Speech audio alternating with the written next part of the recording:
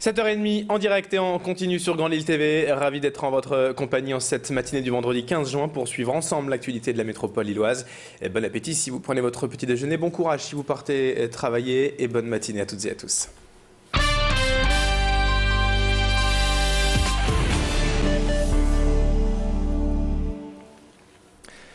Et avant de plonger au cœur de l'actualité et de la politique, bien évidemment, dans ce journal, ce week-end, c'est également la fête des pères. Les papas sont à l'honneur dimanche. Et si vous n'avez pas encore d'idée de cadeau, pourquoi ne pas lui offrir une séance chez le barbier?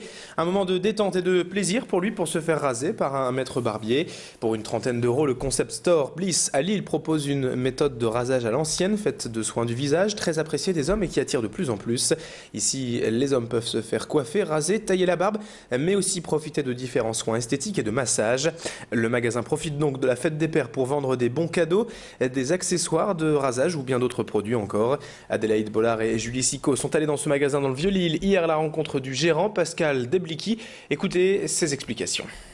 Les femmes sont énormément prescriptrices des soins pour hommes, mais également des rasages, où il y a un peu ce retour vraiment au fait de prendre un peu soin de soi et de passer un véritable moment de détente. En se faisant raser, un petit rasage qui dure entre 30 et 40 minutes et qui correspond vraiment à un bon moment. C'est souvent d'ailleurs un moment qui correspond à une pause dans le shopping du samedi après-midi où madame continue le shopping et monsieur se fait une petite pause détente seul. Allez, retour à la une de l'actualité. Et maintenant, comme je vous le disais en début de ce journal, avec les élections législatives, bien sûr, la politique est focus donc dans ce journal sur la 6e circonscription, les cantons de Lannoy, Orchy, Pont-à-Marc et Sizouin. Au premier tour ici, le député sortant UMP, Thierry Lazaro, est arrivé en tête avec 33% des voix, juste devant la socialiste Angélique Defontaine et ses 30%. Un score serré déjà au premier tour qui laisse toute la place au suspense pour dimanche, même si les chiffres de la présidentielle dans la circonscription s'avèrent tout de même favorables à la droite. Thierry Lazaro est confiant en tout cas avant le scrutin, mais cherche encore et toujours à mobiliser les abstentionnistes également très nombreux sur le territoire. Bénéficiant tout de même d'une bonne réserve de voix à droite, le député sortant et maire de Falampin est donné largement favori, mais son adversaire, la socialiste Angélique Defontaine, que l'on voit sur ces images, a quand même réalisé un très bon score au premier tour et espère bien venir titiller Thierry Lazaro sur ses terres. Elle espère pour cela que les électeurs de gauche se mobiliseront au second tour et à passer la semaine sur le terrain. On écoute les deux candidats dans la 6e. Je pense qu'il faut aller chercher les voix des électeurs qui ne se sont pas mobilisés au premier tour. Peut-être parce qu'il y avait trop de candidats. On voit souvent une mobilisation un peu plus importante au second tour qu'au premier. Et puis surtout, quand on évoque le réservoir à droite qui est plus important, moi j'en doute quand même parce qu'il y a des électeurs qui ont voté pour M. Monet durant sa campagne qui était quand même marquée par une volonté de changement de candidat et de changement de député. Il a pour moi fait un retour en arrière en appelant dès dimanche soir à voter M. Lazaro. Être agriculteur n'est pas simple aujourd'hui. J'ai envie de dire aussi, c'est pas péjoratif, que c'est une étape parmi d'autres. Nous sommes dans une zone rurale où l'agriculture est prédominante, où nous avons 3 richesses absolues, l'endive, la semence et la chicorée, et est impératif pour nous que l'esprit agricole, donc rural, reste dans cette région, même si beaucoup d'urbains viennent y habiter. Et le propre de l'élu, quel qu'il soit, et a fortiori du député, c'est de faire en sorte que ce mélange, ce mix soit le plus réussi possible. En bref, également à la une de l'actualité, dans le procès du meurtre du petit Younes devant la cour d'assises de Mons en Belgique, les 12 membres du jury populaire étaient toujours en délibération à huis clos hier soir à Tournai. Et donc le verdict sur la culpabilité ou non du père de Younes, Mohamed Jratlou, est seul accusé dans ce dossier, ne sera pas connu avant ce matin, au moins.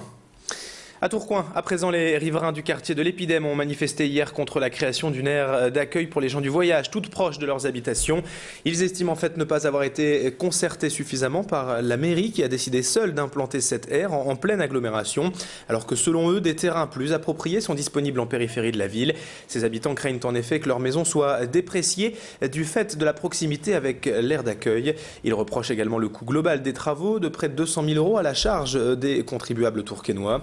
Hier, une réunion avec le maire Michel-François Delannoy avait lieu pour tenter de renouer le dialogue en présence notamment du député Bernard Gérard, venu en soutien aux habitants. Le maire de Tourcoing a pour sa part expliqué qu'il était tenu par la loi de créer cette aire sous peine de voir le préfet trancher et de décider sans concertation cette fois du lieu d'implantation. Les riverains en fait ne sont pas contre cette aire mais l'imaginent en fait un peu plus à l'écart du centre-ville. Les explications du maire de Tourcoing, Michel-François Delannoy, au micro de Clément Carion. La France aujourd'hui va mal de la manière dont on l'a divisée, où on veut mettre les populations les unes contre les autres.